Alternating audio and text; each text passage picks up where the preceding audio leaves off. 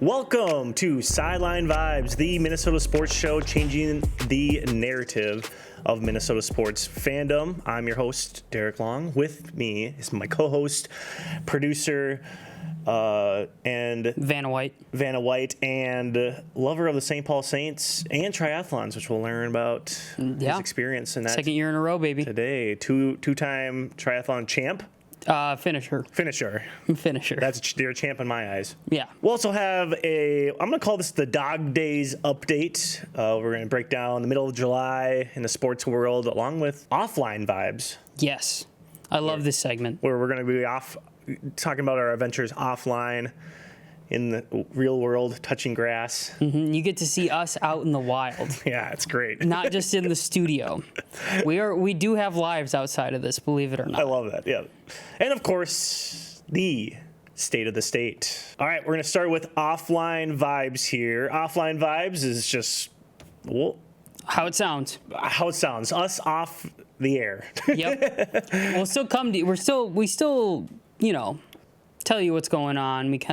I at least vlogged my trip to the Saints, and between other people taking pictures of my triathlon experience, the content was captured well enough. Yeah. So, but I'm not good at thinking of taking videos, right? Pictures. It's always on the fly. It's hard in the moment. Yeah.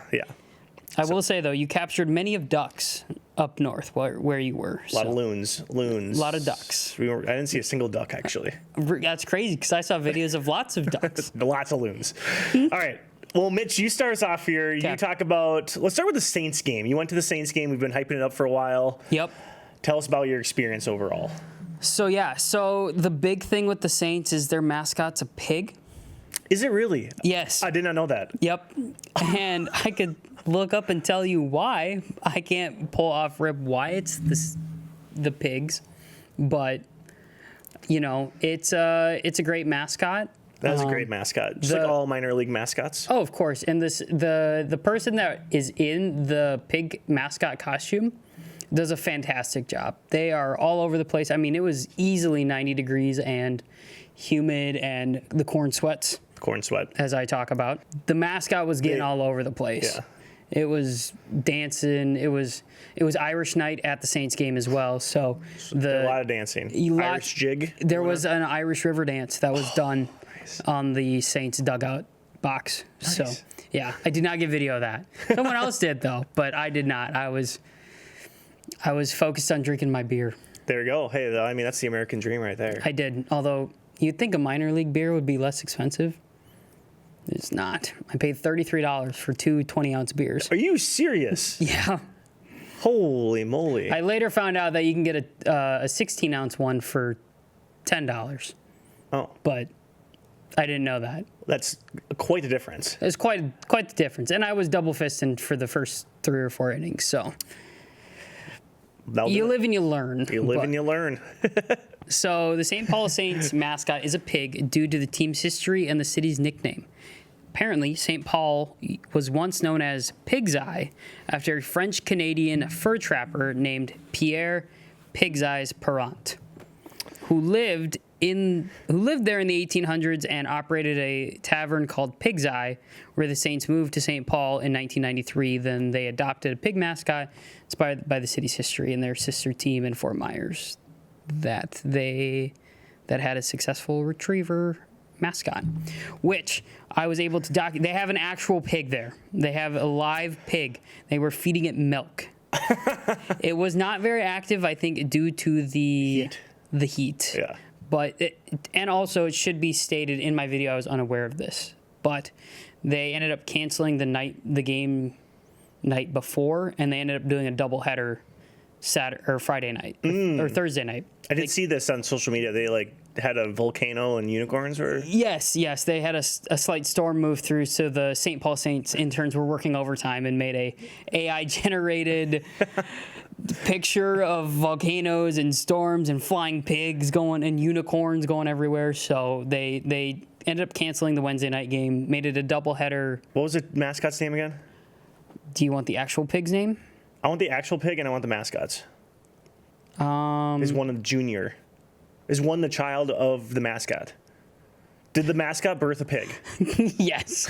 Yes, you heard it here first. The mascot birthed a pig. So the mascot is Ozempig. Yep.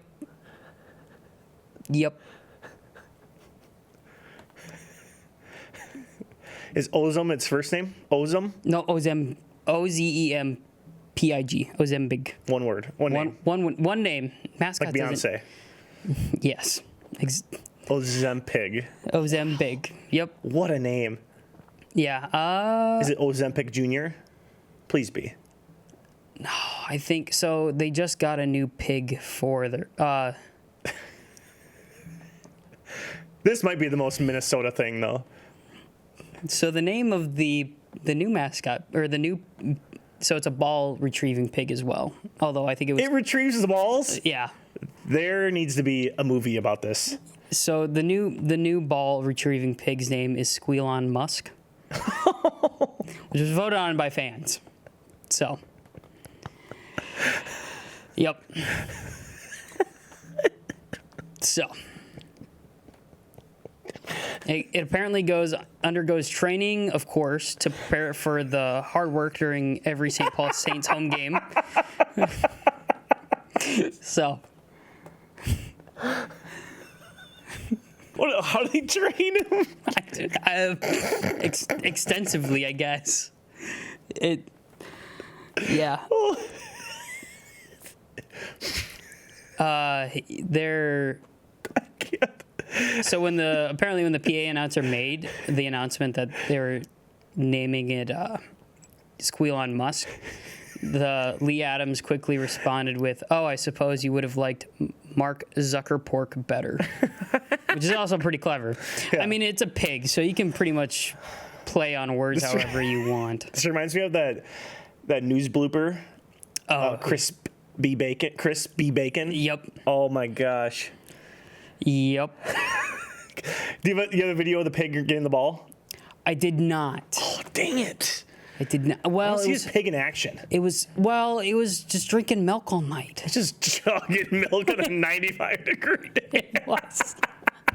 I think I can do a whole episode just on this pig. Oh, you could. I'm fascinated by this. It was out there, but it wasn't doing much. It was not doing. I tried getting in action. They're beefing him up. Yeah. They're porking him up. There's a political joke in there I was going to make, but you know what? You can fill in the blank. Yep. You know exactly what I'm talking about. But yeah, it was a good time. It's unfortunate they lost, but it was still fun. It was an alumni event for SMSU, so I got to see some friends that I haven't talked to in a while. So that was really fun. It was just hot. Yeah. It was just a hot night. Imagine Ozempig. It doesn't sweat. Pigs don't sweat, so. It's a great point. It's a great point. That's why it was inactive. It was on the PUP list. I'm just thinking of the pig. I'm just thinking of the pig going through like what NFL players go through, like with the things, and they're just like running through with the ball in his mouth. they just chuck a ball into center field and make it run. Doing ladder drills. Yep.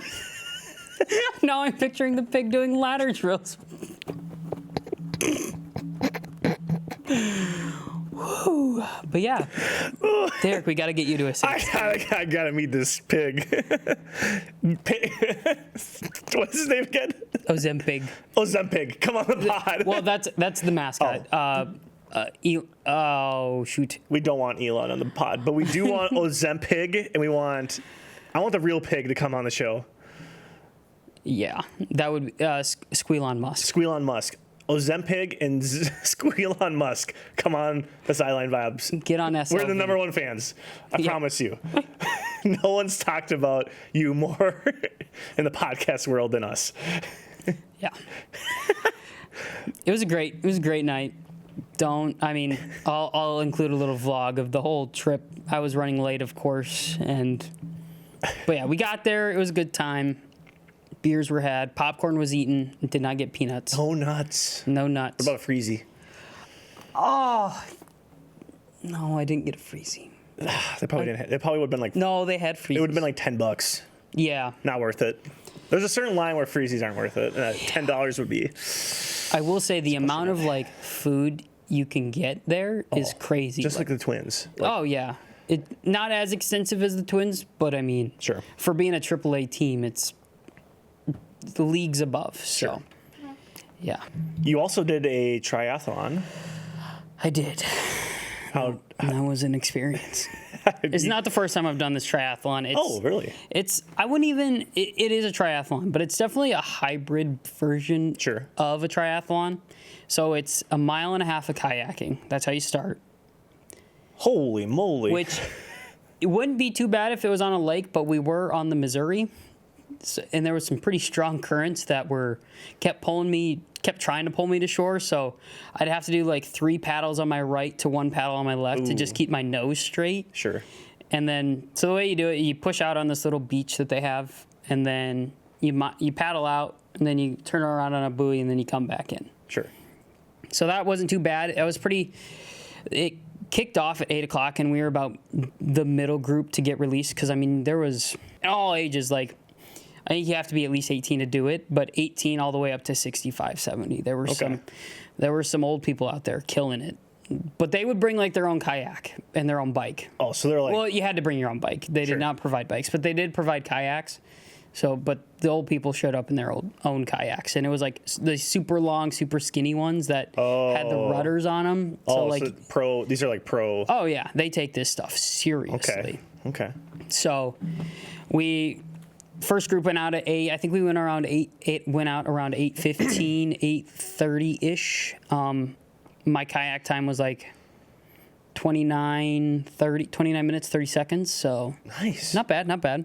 And then you go into your little waiting area, so that way you can change into running shoes and get all your running gear ready. Then you go out on the 5K. And for the kayaking, it was really nice because it was overcasted. Okay. Not a lot of sun. It was like 75, so still warm but not hot. Halfway through the 5K, the sun decided to peek through, and it got hot. It got blazing hot. Corn sweat. Corn sweat level of suck.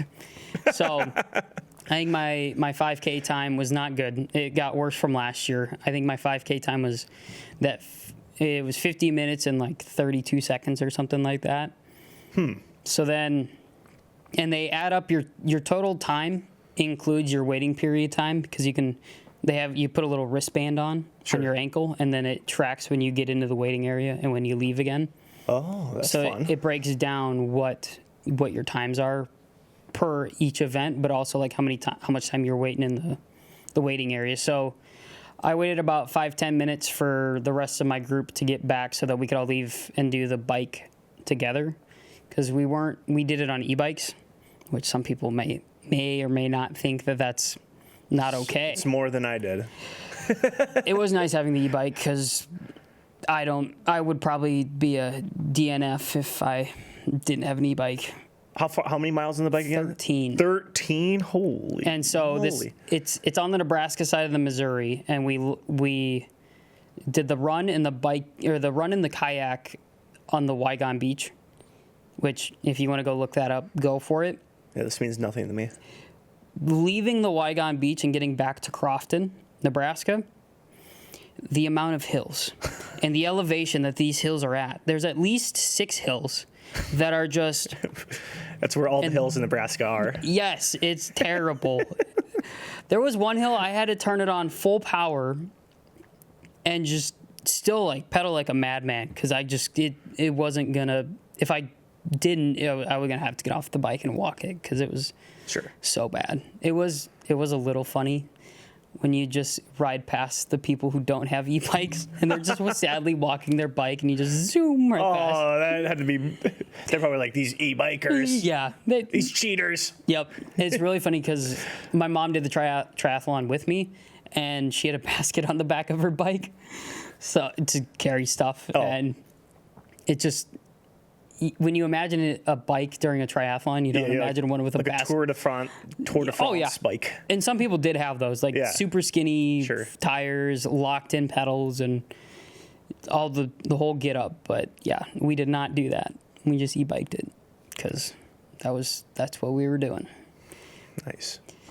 And I kind of buried the lead. So my aunt got us T-shirts that had Ace Ventura on it, and it says "Put me in, Coach," and it's got him, Jim Carrey in the 3-point stance with a pink tutu on.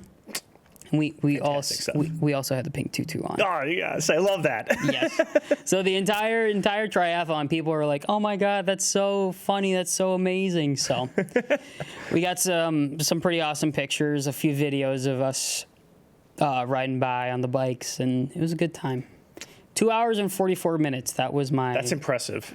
I don't know if it's that impressive. That's impressive to me. 2 hours? I feel like the 13 miles on the bike would have taken a long time. Yeah, I kind of cruised through that part because of the e-bike. It definitely made that part way easier. But what if you would have won with like the e-bike, or if you had like a paddle boat that automatically paddled? Like, what if you just cheated your way into won it? It had a trolling motor for your kayak. Yeah. You could. You wouldn't win any awards. You'd be like, yeah, you finished in a good time, but half of it was motorized. Yeah. There's someone out there that probably does that. Yeah. I forget. I think the biking was just under an hour. It was like 56 minutes. So, yeah, it was good. I had because I had to wait for the rest of my group to get back from the run. I had like a 20-minute wait time between the run and the bike. So, yeah, it wasn't too bad. Wasn't too bad. And it was nice because I'm diabetic, so I also ate a bunch of snacks. Oh, yeah. Drank some water. Dude, that's an impressive time. I mean, Jay Cutler never did anything that impressive, I thought. No, he just kept throwing interceptions. Who's the most impressive diabetic athlete? Probably you. You and Jay Cutler have to be Me up and there. Jay Cutler, we're like neck and neck. Yeah. I'd have to say. I'd say 1 and 2. Yeah. Maybe him just 1A, a little bit 1B. more. Yeah, him 1A, me 1B, just because he did make it to an NFC championship game. I have yet to do that. But has he done a triathlon in a 2-2? No. That's why it's 1A, 1B, not 1A, 1D. Yeah. Different eras, too. Yeah. He was ripping cigs. He was ripping cigs on the sideline. Smoking Jay. He's like, yeah, anyways. But yeah, the triathlon was still sore. The legs, the thighs, and the core are barking. And the barking? feet. The dogs are barking too. They're howling. Oh. But that's your inner wolf. yeah. You were raised by them. I was. I'm basically Mowgli. No, not Mowgli. Nope, that's not the right character. No, do you know the right character? What's the kid's name? Oh, from Jungle Book. Jungle Book? Yeah. Oh, yeah. What's the kid's name? I think it's Mowgli. It's Mowgli. Oh, it is. Yeah. I thought that was the panther. Or the bear. No, the kid's Mowgli. Oh, it is? Okay, sweet. Fact check time. Otherwise, Bailey's going to get mad at me. Yeah. How do you spell Mowgli? Mowgli. Yep, it's a kid. Okay. It's Mowgli. It's yeah. I didn't even know if it was the kid or not. It is the kid. Yep. Sweet. Boom. Disney knowledge. I know it. Disney knowledge. Congratulations. Yep. But yeah, that was offline vibes from Mitch. Nice. Sounds like a fun couple weeks there. It was very refreshing. Back in June, I took like a week and a half, almost 2-week vacation. And after this 5-day vacation, I felt more refreshed after my 2-week-long vacation, which is surprising, but yeah, it was good stuff. Well, what did I do for my offline? I was going to say, yeah, you got to fill me in. You've been holding me in suspense, and we haven't talked about your stuff at all. Yeah, I wanted to save it for the show, just because I like the surprise of things. Oh, yeah. My first week that I was gone, I was what would you call it? A counselor on a youth trip for our church to Colorado. The YMCA of the Rockies. A lovely place. Highly recommend. If you want to have like a family reunion, it would be the most fun place to have a family reunion. I was going to say, Meyerberg was telling me about some of the stuff that you guys did. Yeah. There was endless amount of things you could do. Pickleball, tennis, mini golf, whenever you want. 24/7 mini golf, free. Just show up and start grabbing the things and going. You have arts and crafts. You have hiking trails, biking. You can rent bikes, mountain bikes. E-bikes? E-bikes were available as well. Were they? Yes, they were. That's a new thing taking off. The list goes on and on. I can go on for the entire rest of the episode explaining this giant property that's a YMCA. Not like the YMCA that we have in our Right. town. I think Myberg told me, was it 5,100 acres? Yeah, something ridiculous. I don't know the number, but Jeez, that's huge. yeah. But I mean, it was out in Wyoming, right? Colorado. Yep. They've got a lot of land out there. They do. Yeah. It's a big square state. But yeah, it was a great time. We did a lot of physical challenges. It was high adventures, so you're doing like team building things, kind of pushing yourself to your limit. Sweet. I'm scared of heights. I mean, I don't like heights. I'm fine in planes because I'm like sitting, I'm situated. Mm-hmm. Heights when I'm like walking out on something, don't like. I did the high ropes course, conquered it, almost threw up, but I did not throw up. I survived. Hell yeah. I did it. I did 3 obstacles, and then I was like, get me off this thing. It was about 20 feet in the air, and I was like, nope. My knees were shaking. It was not good. I may have also seen a video of you and Bailey going down a gigantic slide. Why am I blanking on this? Oh, yeah. Yeah. Oh, my gosh. There's so many things we did. Yeah. We went down a slide. We went hiking a lot of. I think I averaged about 10 miles a day. Oh, walking. Geez. Yeah, we did a lot of walking. It was great. It was a magical trip, a spiritual trip. It was awesome. Kids were great. No problems. Yeah, I don't really have a lot of clips that I'm willing to share for this, but yeah. Other than that, like that was great. That was great. I like to think of those trips as kind of like the end of the summer. Now I'm gearing up for August, which August is like right around for me back to school month, and so it's just the perpetual dread to go back to the classroom. I'm excited. I'm always excited for the school year, but it's also like I have this to do. Anyways, I can go on about that. I'm in the same boat. Yeah. I mean, prepping for move-in day and start of classes, and then it's Egg Bowl, homecoming, and all the other stuff that goes on. And it's excitement, but it's stressful excitement. It's like, can it just happen? Exactly. I just want it to be done. For sure. And then we went this last weekend here to Park Rapids for nice. Bailey's family. They rent out a cabin for 2 weeks, and we went and hung out there. Got a lot of cool stuff. Now, the reason why I'm talking about this, obviously, it was like a nice, relaxing thing. I've been reading some books. One of the books is... You brought the book? Oh, yeah, man. I want to promote it because it's good. I started reading... Wait, zoom in here. Ant, The Incredible Journey of NBA Rising Star Anthony Edwards. This is written by Chris Hine. Love Chris Hine. If you don't follow him on Twitter or any of the social medias, give him a follow. This just came out like this summer, beginning of the summer. Finally got around to buying it. How far did you make it into the book? So far, I'm about, I would say, almost halfway. Halfway? Halfway. Okay. Incredible story. What's the, dare I say, vibe of the book? Great vibes. And so the reason why this book is so good and why I like it so much is for this first part here, it really lets you get to know Anthony Edwards, kind of why he is who he is. I want people to go buy it, so I don't want to like spoil too much of it. But like, right. if you really want to know who Anthony Edwards is and want to know what makes him who he is, Chris Hine does a great job in this book, and along with several interviews, just kind of showing the people reading that exact thing, who he is. Yeah. And his story is incredible. And don't spoil it. I'm not gonna spoil anything, but like highly recommend. Shout out to Chris Hine for this. He's a great guy. We'll put the Amazon link. Yeah, well, we'll go straight to the publisher. Okay.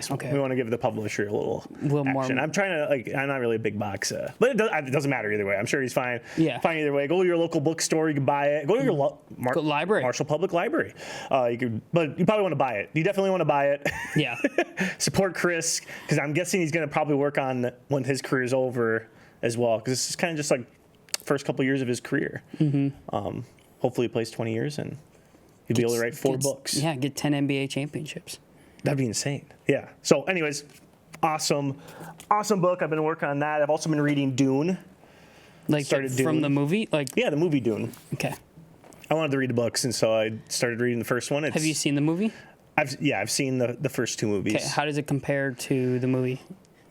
Is it one of those where the book is better than the movie, or is it pretty on par with each other? The movie's really good, but just like every book to movie, adaptation. They take out a lot of the character development. And what I've noticed in the first part of, about not even, because there's, instead of chapters, it's like books. Oh. I'm like halfway, or I'm almost done with book 1 of Dune. Okay. The original book. And so what I've noticed so far is like there's a lot of like character development that's probably Missed. kind of for theatrical reasons kind of passed over, but it's really good. Highly recommend that as well, but that's been around for a while, so I don't really need to plug that too much. If you haven't read Dune. What made you want to read Dune?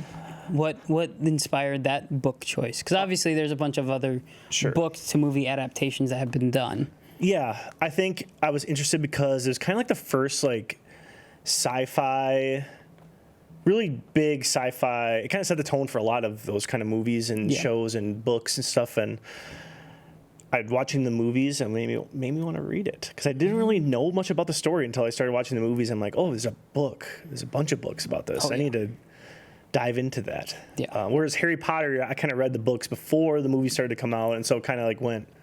That's right. Because You're watching the movies because you read the books. Right. This is like I watched the movies. I kind of want to read the books to see kind of how it. It's because you're old, Derek. Yeah, that was really old. I read the books as the movies came out. It dated me a little bit there, but do a lot of reading up in the cabin up there in Park Rapids, or north of Park Rapids. Yeah. Shout out to Upper Bottle Lake, Great Lake, Pier. I can't remember what lake I stayed on when I went to Park Rapids, but I don't think it was the same lake. Yeah, this lake, I swear, has the most loons per capita.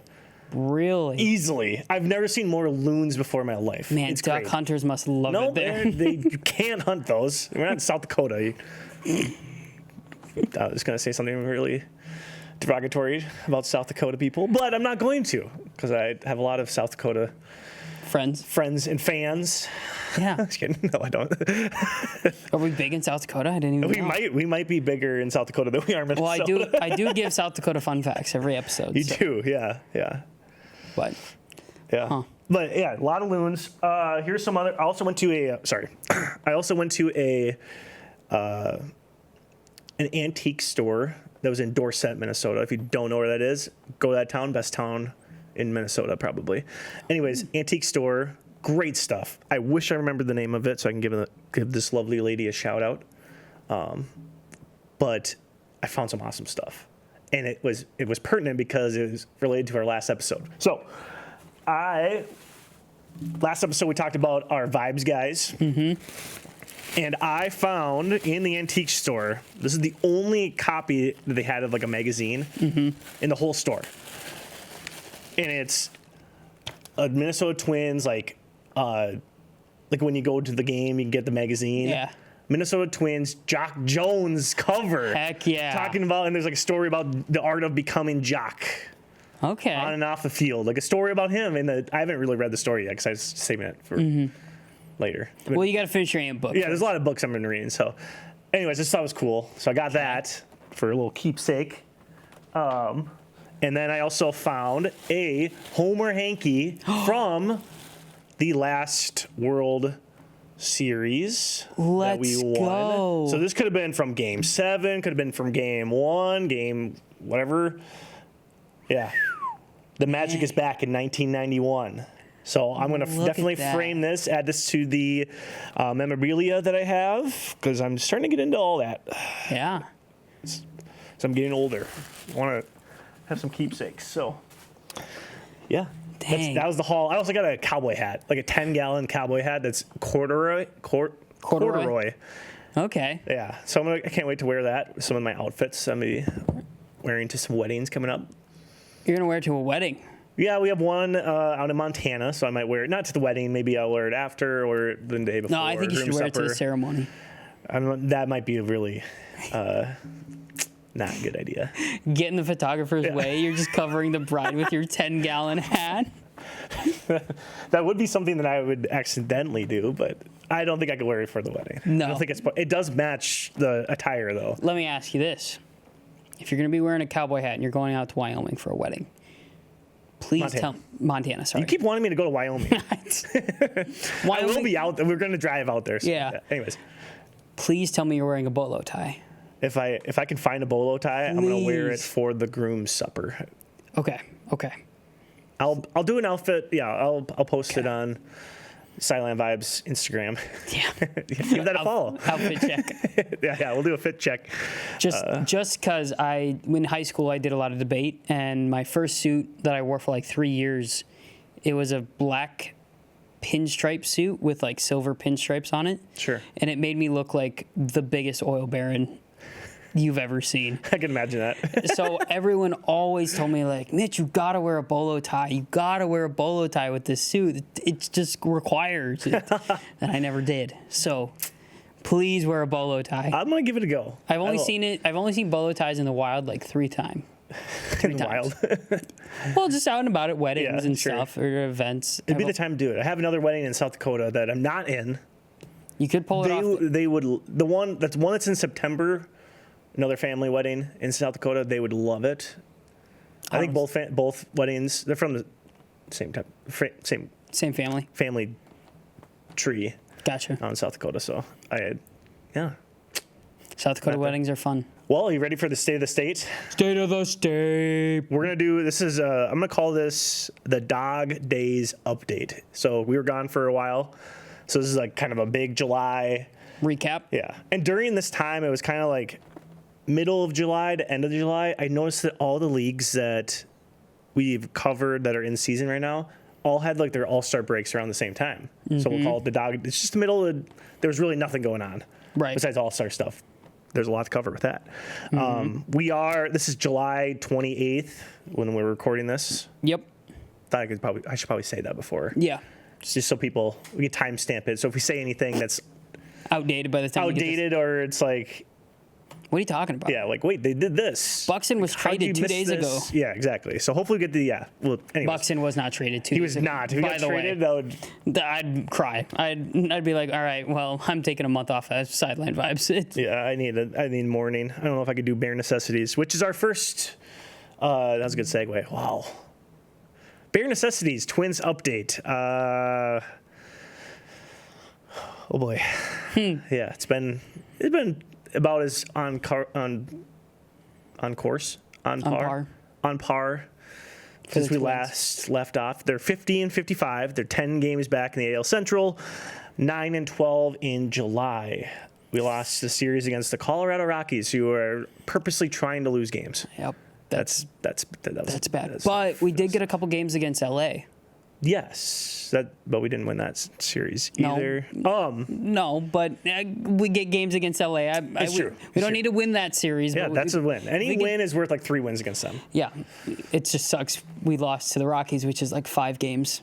Yeah, when you lose against the Rockies. And Buxton hit a home run against Ohtani, I believe, in that. Sick. That's fun. That was fun. Speaking of Buxton, we had trade deadline stuff. There's no point in talking about it right now because the trade deadline is not for a bit. I think I just saw an update on my phone before we started that there was a trade, but let's check and see really quickly if there's been any trades.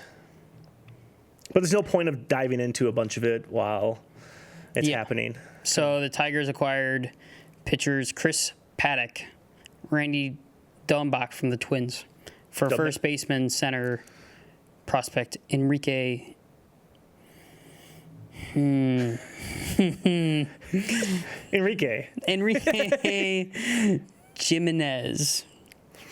Probably Jimenez. You read probably this. Jimenez. Yeah. It's probably Jimenez. There you go. But I'm not reading it, so. Yep. So that was according to the Athletics. So we're getting some prospects. Yep. I like prospects, especially. Now, Buxton. Speaking of Buxton, going back to Buxton. Buxton. He's having an incredible season. Now, my question for you, just based on your gut reaction, is this just Buxton's best season? Because he's on par for his best season easily, ever as a Twins player. He's only been on the Twins, but ever. Is this just his best season, or is this one of the best seasons a Twins player has ever had? Just gut reaction to this question. I think he's having a great season. I don't think it'll be the best Twins player season ever. Okay, maybe not best. What about top 5? I'd give it top 10. Top 10? Yeah. Okay. Well, okay, so Buxton, notably, he's hit for the cycle. Yep. That First in target field history. Yes. I had to laugh because we talked about the potential cycle on the last episode. Yeah. And then he hit it like a week after we recorded it. I was like, what? No. Yeah. But it was in target field, which is electric. Oh, my gosh. I knew he was giving the Buxton train. Oh God, yeah. It was great. Yeah, I saw the ESPN update, and then I knew some people that were at that game and posted about it. Really? So that's fun. Yeah, it was, hot summer baseball day and just Buxton just smashing the ball. He had in the All-Star game. He made home run derby first. Made to the semifinals. Oh, nice. That's pretty fun. Yeah. And then in the All-Star game itself, he had a double in the 9th that helped lead to a comeback, which led to all the stuff that happened at the end of the game, which was kind of fun. I'm kind of jealous that I didn't watch it, but I was not anywhere near TV at that time. Yeah. Didn't really have a lot of service out there in the Rockies. Anyways, he has been having a great year. Now, the reason why I brought this question up is because I stumbled upon this video by Twins Daily.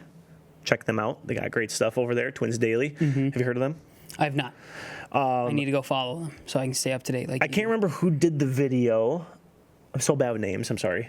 Oh. Anyways, there's a video out there right now asking that question. Is Buxton having one of the best seasons in Twins history?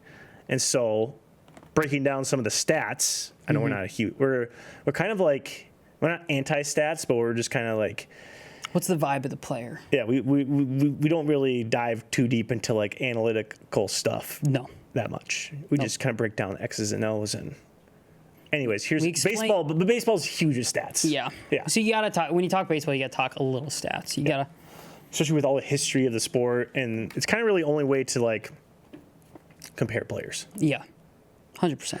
And so according to them, Twins Daily, he's on pace for 36 home runs. My ankle just cracked. Did you hear that? I did.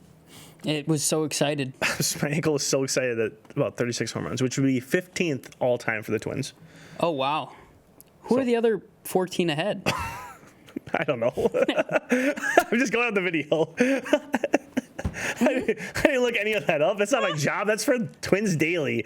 I wish they would have supplied that. I'm just watching the video, and I thought this was interesting, so I wrote it down. Okay. And I'm giving them a shout-out. Go watch their video if you want to know. Actually, he doesn't explain it in the video, but you can look it up. How about that? Yeah, I'll look up the... Okay, we're pausing for Mitch to look up the other 14. Okay, so Killebrew had 49. Okay. Twice. No. Jesus. Yeah, he was a masher. 5 times. 5 times he's on that. 2 times he had 49, and then a season he had 48, another season 46, and then his 5th time was 45. Holy moly. And then a 6th time he had 44. Then Roy... That was very impressive for that era. Yeah, no kidding. And Roy Sievers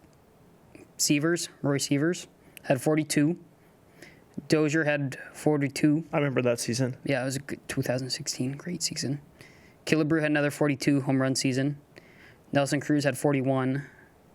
Another 2 by Killebrew, 41-39. Jesus, this guy just hit dingers. So it's just mostly Killebrew.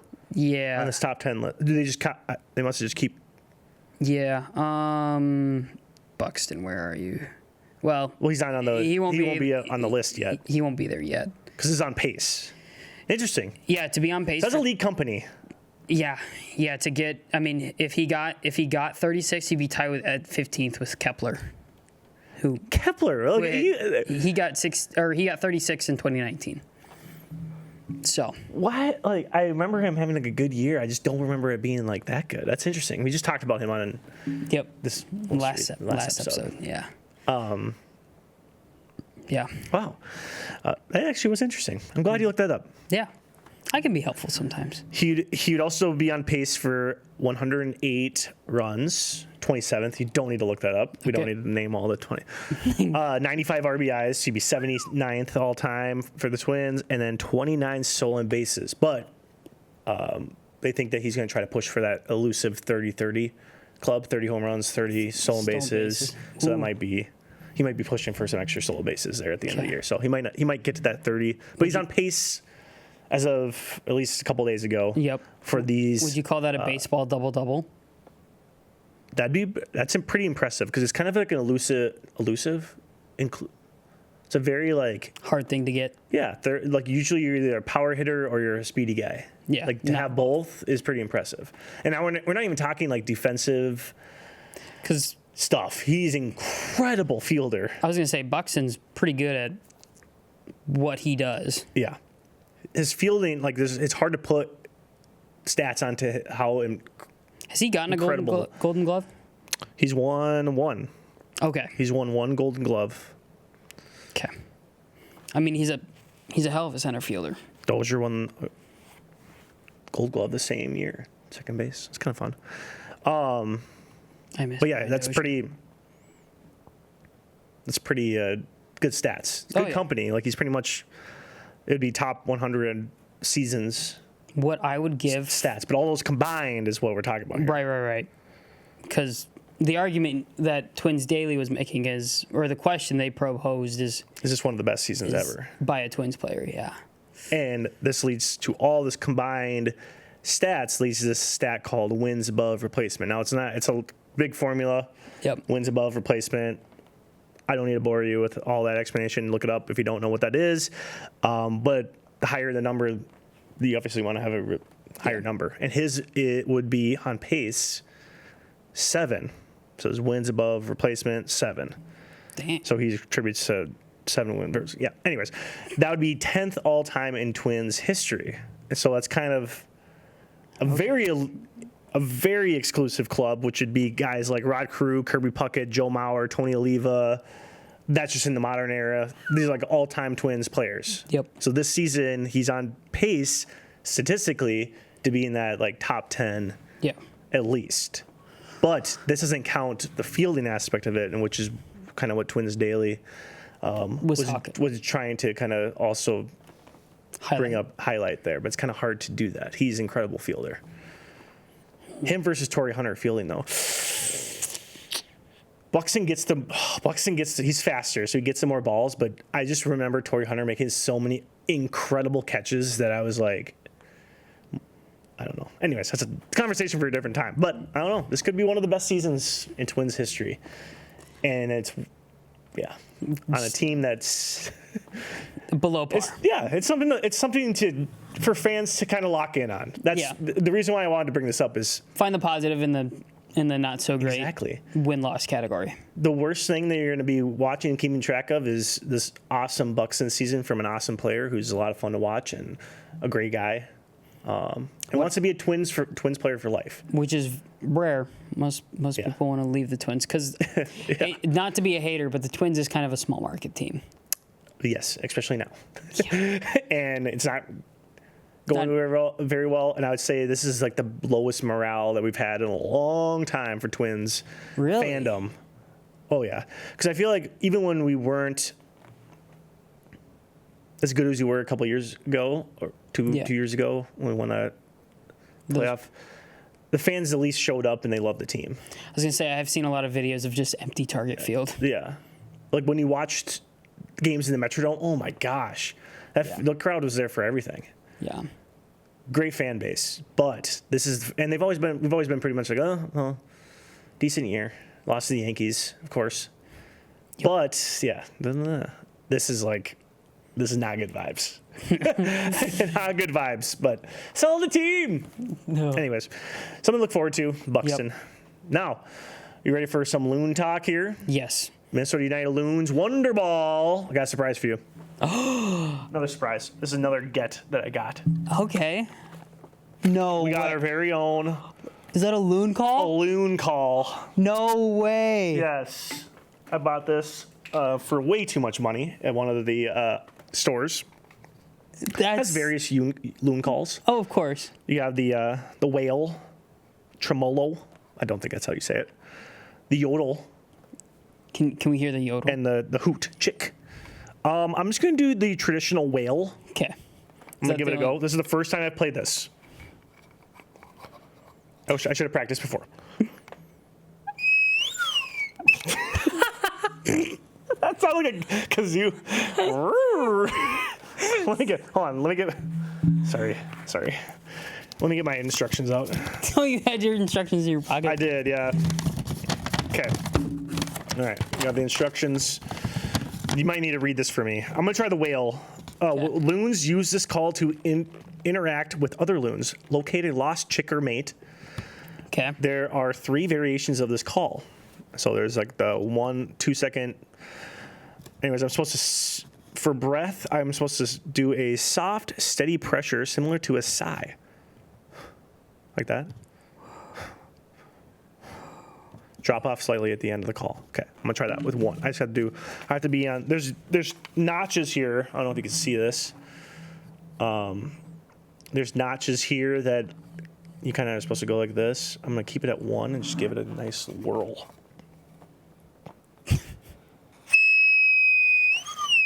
Dude, there's no way I'm doing this right. That was better. That was better. I need to do? What am I doing wrong? Oh, am I supposed to pull the cord? Oh, maybe. Pull the cord. Maybe I'm not supposed to hold the. Maybe I'm not supposed to hold the wood. There we go. That sounded like a duck. That's a loon. That's a loon. I wish I had taken a video of a loon call, so we can. That was pretty good. I'll go 1 to 2. Good.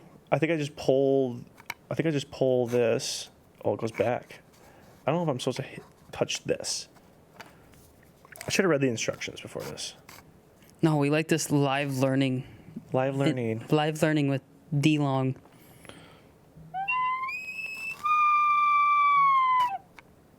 That's it right there. Yeah, I was going to say, that sounded pretty good.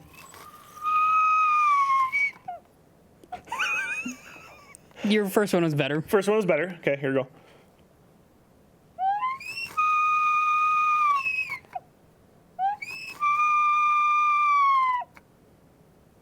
That was pretty accurate. That was pretty good, yeah.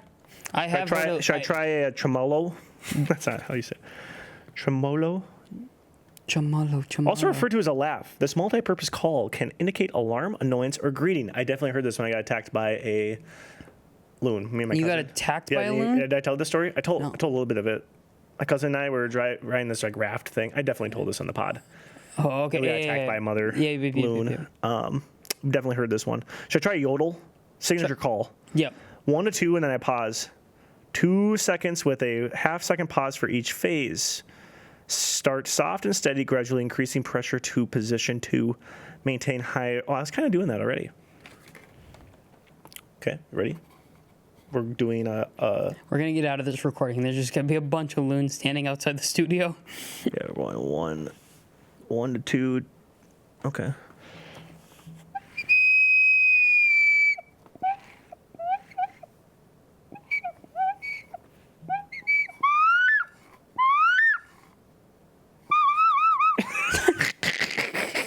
That's good, Derek. Anyways, we're going to do this every time that we get to the loon segment.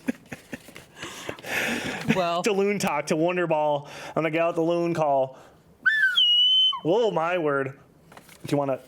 Okay. I'll just put this around my neck. Yeah. Okay, so. The Loons, they're 12, 8, and 5. Okay. Phenomenal July. Third in the Western Conference still. Just right behind San Diego, down from 2 to leader, 44 points. We have 44, they have 46. We're just right there with them. In July, we were 3-1-1, including a U.S. Open Cup win against Chicago. We talked about that. Yep. Last time. Yeah. So pretty solid. Now, I love their form right now. That's kind of what when we talk soccer, we talk football. Their form. Their form. That means they're in form. That means they're doing good. Their They're form's firing good. on all pistons. Yes. They're just nailing everything. Yeah, they're cohesive. Yes, they're cohesive. They're calm. They're collective. As a loon might collected. be. I might be. Just like a loon. They embody a loon perfectly. Their approach starts with their head coach, Eric Ramsey. Okay. I did a little just research about him because I was just curious. He's the youngest MLS head coach of all time. Oh, wow. Yeah. He came from, he helped as an assistant on Manchester United before he came to MLS, or to the Loons. Okay. So high quality soccer guy. His approach, he had a great interview that I just caught answer to halftime adjustments basically in the last game where we were down 1-0 at halftime against St. Louis. And he talked about his approach when he comes into those things. The players are already mad.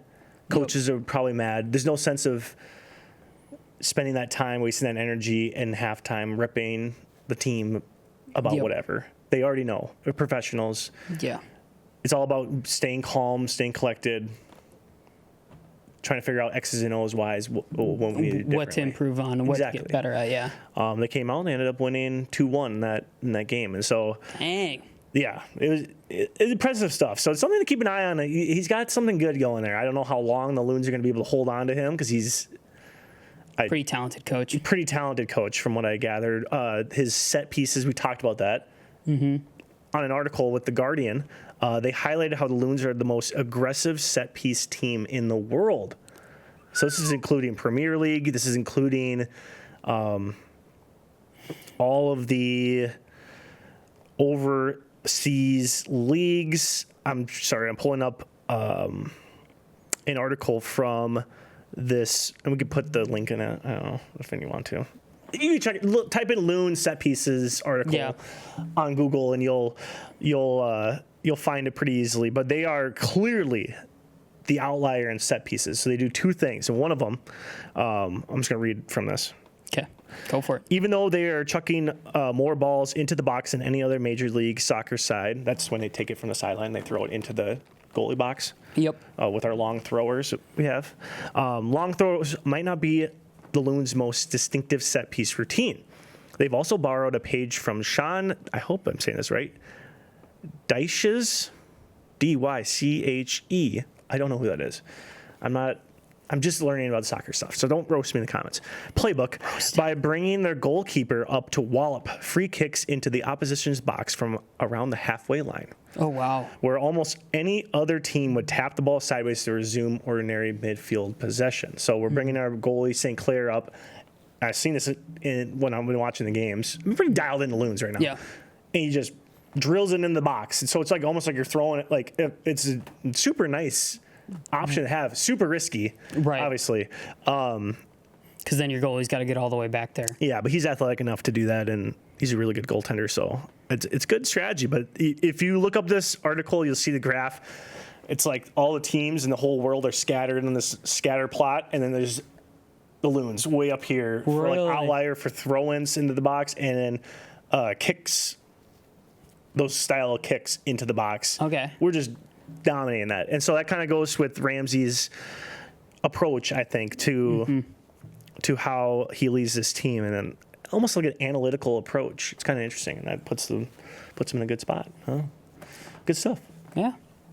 I like it. Yeah. Anything to say, Mitch? Crazy how good ducks can be. Oh my gosh. You just learned so much stuff about Loons. Do you ever hear a duck make a noise like that? No. Quack, quack, quack, quack, quack. I'm starting to hate ducks because of this. I used to be a Ducks fan. Now I'm just like, I don't like ducks. The power. No, I'm just kidding. The Loons are, it's awesome that they're having an amazing season, and to have the youngest coach coming from, it gives me, because I always like to compare stuff back to the NFL and football, just because that's what I know. Yeah. It gives me very much like a Sean McVay type vibe. Yes. Where he comes from a very talented coaching tree, organizations, where they execute well on the field, and he takes that with him and is able to get the most out of his players in Minnesota. So Absolutely. hopefully we can hang on to him, keep him around, because the Rams have been able to keep hold of Sean McVay, even though he's threatened to go do TV. Yeah. Which I would love to see that too. That would be awesome when it's all said and done. Right. He'd be good at that. Better than Romo. Next game is for the Loons. It's the start of the League's Cup group stage. Okay. League's Cup is the MLS taking on the Mexican top soccer league. And so they do like a inter Tournament. country tournament, which is kind of fun. That's fun. Yeah. And the winners of that, or the best clubs, qualify for the Champions Cup for the MLS. for like this side of the the Canada, United States, Mexico, what do we call this? North America. Holy moly. The North America Cup. Basically. It was kind of fun. And so we take on 2 teams. They changed it this year, so this first phase is like we take on 3, I'm going to butcher this, Liga MX. Okay. That's what it's called. We take on 3 of those teams. Our first game we play is against one of the teams that are kind of in the bottom. They just started their season, though. So we play 3 of those games. Those are coming up the next 3 games. And then it goes into knockout stage after that. So keep an eye out for that. The first game is going to be on Wednesday night. July 30th. July 30th. So, you ready for a Prowl's piece? Oh, yeah. Lynx talk here. Prowl's piece. Oh, I've been waiting for this for a while. The Lynx are 22-5, still top cats in the league. Like top dogs, but they're Top cats, they're yeah. cat. Yeah. Yeah. They are the top dogs, too. Yeah, they are.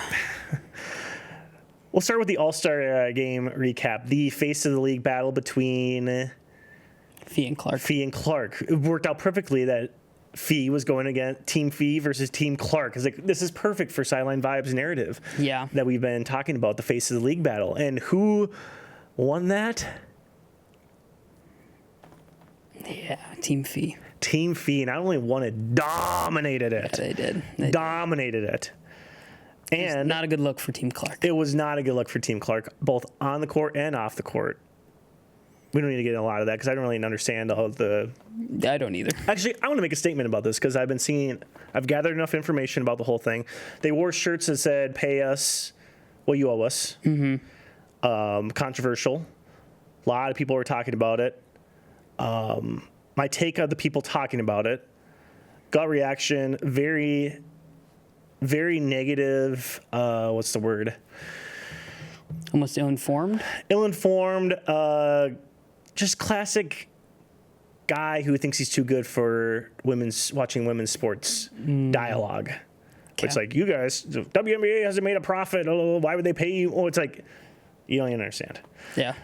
They probably know more than you do about this topic. So just shut up and listen. Whenever anyone's doing a protest, I always like to listen. Yep, listen and first. Truly understand what they're trying to say and why they're saying it. And they gave a good explanation for it.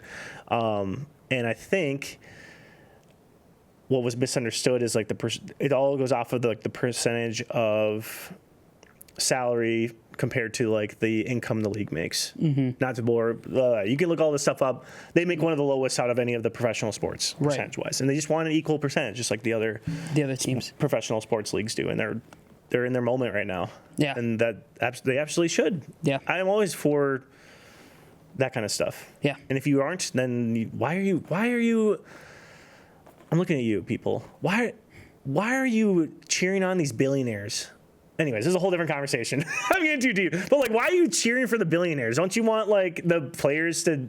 Anyway, the people think they're complaining because... Anyways. Yeah.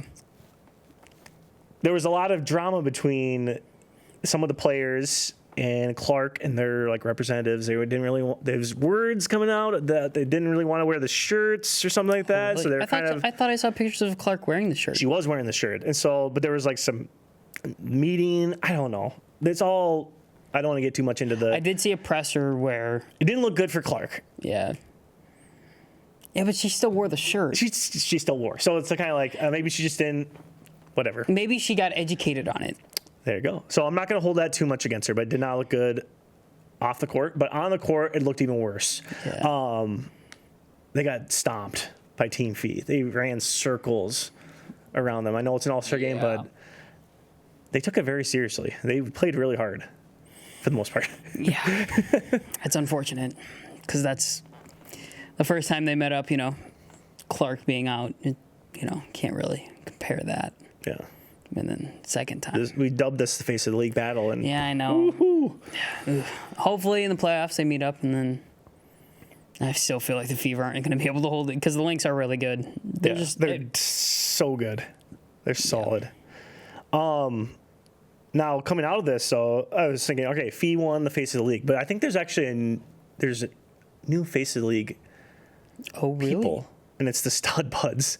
It's the Stud Buds. The Stud Buds are the face of the league. The Stud Buds are the face of the WNBA. Buds. Dude, we've been talking about the Stud Buds for a week. Don't act like you're looking it up right now. Courtney and T. Oh, yeah. They did a 72-hour live. Have you not seen any of this? I haven't seen any of Mitch, it. where is your algorithm, man? How are you not? My whole algorithm for the last 3 weeks has been Stud Buds live stream, just content. They were whipping around Indianapolis, and it was awesome. They had 72 hours straight. Damn. They took over the WNBA stratosphere. Everyone was showing up on the Stud Buds live stream. Caitlin Clark, Sabrina. Fee was on it constantly. It was great. It was awesome. And T followed Courtney around very well. It was hilarious that they're kind of banter back and forth. Their adventures around Indianapolis. It was comical. And it was, if you haven't seen it, just go home and just type it in. Watch it. Okay. Stud Buds, they're too big for us now. We had our window of opportunity to get them on the pod. They're too big. Dang. Dave Portnoy's probably getting them on the pod. I saw that. They might get some collab going. Dang it. With him and Barstool. We're not big enough for We're not big enough. We're not at that level. But they are the new face of the league. Okay. So I've dubbed them the face of the league. But Fee's 1B. It's 1A, Stud Buds, 1B, Fee. Caitlin Clark. 1C. No, it'd be 3 technically, because it's they're tied for first. You can't. So whoever goes down one goes to 2. They don't go to. Okay, then she's 2. No, she can't be 2 because it's if one of them loses that, there's 2 spaces, but they both are on the top. That has to be left open for one of them to go down. So Stud Buds is 1. Fee is 2. No. They're both 1. They're both 1. 1A, 1B. That's how it works. And then they're tied for first. Oh, and then Caitlin Clark is 3. Yeah, 3. Yeah. Oh, interesting. Yeah. Caitlin Clark is still the face of the league, in my opinion. Well, you're wrong, man. You have an opportunity to be on the right side of history. Ever since we started talking about this, you've seen the shift of dialogue. It's really, actually, I don't know if people are watching or tuning into this, and they're like, you know what? This Derek guy kind of knows what he's talking about. You do know it. You're very educated, and you definitely know what you're talking about. I'm dialed into this. Anyways, July recap. Lynx are 8-4. Kind of not a fantastic month for their standards, but they've blown some teams out. They lost their first home game of the season. Oof. And it kind of highlighted, they lost it to Brittany Griner and the Atlanta Dream. Brittany Griner, are you familiar with her? Yes. Just an absolute beast. She had 22 and double-digit rebounds, just dominant performance. It really highlighted something that is the Achilles heel of this Lynx team. It's something to kind of keep an eye on. Is teams that are very big or strong rebounding teams and really give the Lynx a hard time. Okay. We are not a great rebounding team. Great defensive team. Have a solid offensive scheme. Not a great rebounding team. We just don't have a real physical big post. Traditionally big post. Yeah. Which makes it kind of tough. But yeah, hard to get the boards. It is. So when you play a team that has Brittany Griner, she can just feast because we don't really have that. Hard to go against someone that's a foot taller than you. Not saying that they're exactly, but And we usually make up for it for taking care of the ball and making good plays and being smart defensively and being aggressive defensively. That's why we win so many games. But the games that we do lose, it comes down to that glaring rebounding, and if we have really bad turnovers that lead to transition.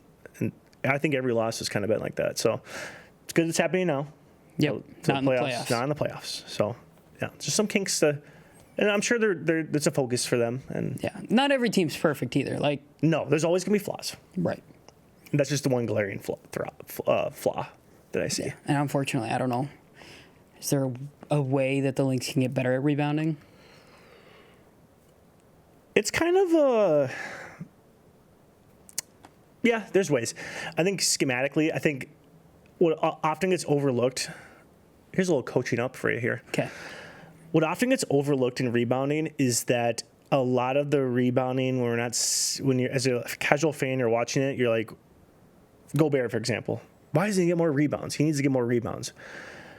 But when you're in position, a lot of outside shots nowadays, when you're in position down in the block by the hoop, Yep. those rebounds tend to go kind of over your area. Yep. And it gets to a spot where like guards need to be kind of the rebounders while you're kind of blocking out. The guards need to come swoop in. And so if you don't have like a strong rebounding guards, and the Timberwolves had a huge problem with this for a while. Yep. They've gotten a million times better than that this last season. Yep. But there was a gap of where teams just get a lot of offensive rebounds is like right outside. We do a good job keeping them outside the paint, and they would just the ball would bounce over Gobert, over Nas, over Randall, and our guards weren't very aggressive with going and getting the basketball. And you kind of see that a little bit with the Lynx too. Okay. Oh, it's something you can kind of like highlight because the Wolves got better at it. But a lot of it comes down to just like effort too. Gotcha. It's like sometimes you just think that someone else is going to get it, and no one does. yeah. Anyways, a little coaching up for you. I mean, with that glaring flaw highlighted, I'm sure that the Lynx will still make up for it, and I could see them. I don't know. I feel like the Lynx are still going to be the number one seed in the WNBA playoffs. So yeah, they should be at this pace. Yeah, at least because they're in the West. Yeah. So their next game is a big one against the Liberty, who are number one in the East. That's gonna be on Wednesday. That's gonna be on ESPN. Tune in 7:00. Should we do a watch party? Maybe in the WNBA finals, we'll do a watch party. Okay. Fair. But yeah, regular season. But I am excited for this. This is WNBA finals rematch. Should be a good one. So good. Yeah. It is the first day of full pad practice for the Minnesota Vikings, so we do have to mention that they did start full pads practice. Yes. And I've seen some good things out of camp, but I'm a big just kind of don't like to get into a lot of the hype of different seeing the clips of like, oh, JJ. I just saw a clip yesterday of JJ, a Bears account tweeted about something like JJ's throwing 5 interceptions on the day. It's like a clip from last year or the year before. What? Or not? Yeah, last year. Oh, that's unfortunate. And he just and it wasn't even 5. It wasn't even the right stat from last year. He threw 1 interception on the day or something like. Come on, if we're gonna call out Minnesota Vikings, we gotta make sure it's relevant and it's accurate. Yeah, you better get on them. You better get on your Bears guys because it was a rough look. That's okay. Like they need to watch. You guys need to watch your own bobber. We do need to watch our own bobber. Holy cow, we need to. Yeah. Bad. Yeah, but. Yeah, it's time to get dialed in. We're going to do our football. Our next couple episodes are going to be football. A lot of football. Football extravaganza is coming up here. So, yeah. It'll be good. Yeah, it'll be fun to kind of do the banter back and forth. Oh, yeah. We'll have to get like a Bears. I don't think you guys are going to be ready. We're not going to be the Vikings? The Vikings or the Packers or the Lions. I've heard great things about our defense. Like, our defense is like... Yeah. Cooking right now. Yeah, you do have Brian. I just said I'm not going into the hype, but Brian Flores is a good DC. I will say that. They're flying around. They're buzzing. The boys are buzzing. Beautiful facility, by the way. Oh yeah, top notch all around. Good stuff. Kind of wish the Bears had something like that because they do not. It's good, but it's not like that. Well, we are one of the most winningest franchises in NFL history, just having won the big game. Here we go. I'm just saying. Like that kind of excellence is just it's throughout. It goes all the way down to the janitors. I have seen excellence is. Yeah, I have seen quite a few people talk about how the NFC North is by far the hardest division in NFL. Oh yeah, that's undisputed. I don't think that there's a question mark about it anymore. Well, ready for vibe of the week? Yes. Do you have a vibe of the week? I do.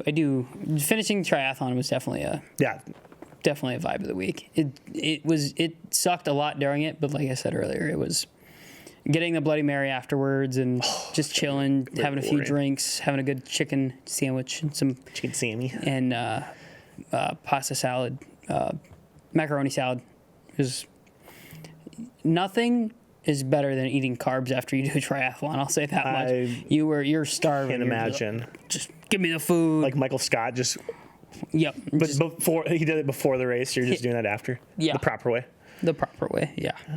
But yeah, that's my vibe. He didn't carbo load before, like in the parking lot, just like. They do have a spaghetti feed the night before, but I just don't love to carb. I'm not good enough to where that would make a difference. You know what I mean? Like there's like a certain level of like, yes, that makes sense because you're that good. For me, it doesn't matter. Would just be carb loading to be fat. But Interesting. Yeah. I was trying to think of my vibe of the week, and my vibe of the week is almost like a request to change a vibe. Okay. So this is like everyone else who does this needs to change their vibe. Okay. My vibe is good. You need to get on my level. Okay. That sounds very. Yeah, this is serious. My father-in-law Tim, he pointed this out to me on our family trip, that he sees more than anything on the ground those disposable flossers. Okay. Everywhere he goes, if he looks on the sidewalk, there's a flosser. Anywhere, everywhere, they're everywhere. And ever since he pointed it out, I see it all the time. Great. Now I'm gonna see it all the time. Look on the ground. It's disgusting. Yeah. People, find a garbage. Put it in your pocket. I'm looking at you. If you're doing this, change your vibe. My vibe of the week is you need to stop that. Get some help. Don't throw stuff on the ground, especially something so gross like that. That's disgusting. It's been all over your mouth. Yeah. It'd be like, imagine if there's a bunch of toothbrushes just sitting on the ground. People are like, ugh. Gross. It's just as gross as that. You just don't notice it. They're so small. Yeah. Because it's like the floss sticks with the little like hook. Yes. It's not just a toothpick. No, it's a plastic. First of all, plastic. Don't throw it on the ground. Maybe it slips out of people's cars, whatever. Like, just throw your garbage away. I feel like they're intentionally throwing it away. It's just. I thought you were gonna call out nicotine pouch users for throwing their nicotine pouches on the ground. That's a whole different conversation. But also, don't throw stuff on the ground that's not supposed to be on the ground. Just throw it away. Pick up your garbage. Don't be gross. He's right.